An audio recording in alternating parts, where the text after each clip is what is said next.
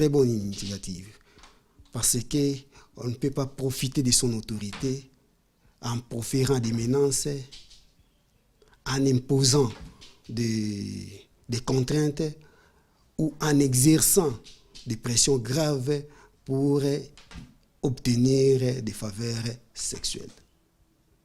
On ne peut pas profiter de son autorité. Ce sont vraiment des initiatives à louer qu'il faut étendre dans d'autres organisations humaines. Malheureusement, c'est une infraction que la loi a dit qu'il faut une plainte préalable de la victime. Quand vous ne le dénoncez pas, ça devient difficile pour que même les ministères publics de se saisir d'office. C'est la victime qui doit dénoncer, qu'elle subit des pressions, qu'elle subit des menaces. C'est à la victime d'exercer et la loi sera appliquée. La loi sera appliquée. Sans une plainte préalable, on ne peut pas sévir.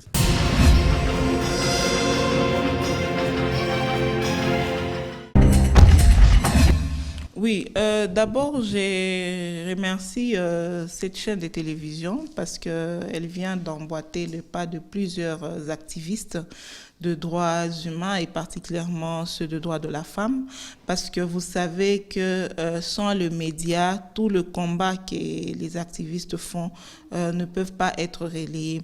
Et donc, à cette chaîne, je vous remercie aussi et je demande à ce que d'autres chaînes puissent aussi emboîter les pas, parce que vous savez, ce combat, il est long.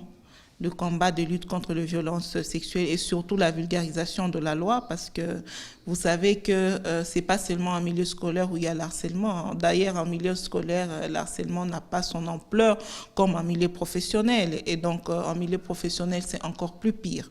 Et donc, il faudrait continuer à vulgariser la loi et surtout appeler les différentes personnes qui sont victimes d'harcèlement, victimes de viol, victimes de violences à dénoncer. Parce qu'effectivement, il y a encore ce problème-là de dénoncer, ce qui fait assez que des fois, la lutte n'avance pas. Pourquoi? Parce qu'il y a ce problème de dénoncer. Et donc, nous, ce que nous pouvons faire, nous pouvons saisir cette opportunité pour demander aux gens qui sont en train de nous suivre, de ne pas seulement se limiter à écouter tout ce que dit la loi, mais il faudrait aussi aller plus loin, à dénoncer tout le cas de violence sexuelle et surtout d'harcèlement sexuel. Et comme vous l'avez dit, plus en milieu professionnel ou dans le monde de médias, parce que là aussi, il y a à boire et à manger. C'est pas seulement dans les autres mondes, mais surtout dans le monde de médias, les femmes sont très exposées. Elles sont très victimes de harcèlement, pas seulement auprès de leurs collègues, mais aussi d'autres personnes. Des fois, elles sont obligées d'aller faire des interviews et tout. Et là, elles subissent beaucoup de violences. Et donc, il faudrait arriver à dénoncer.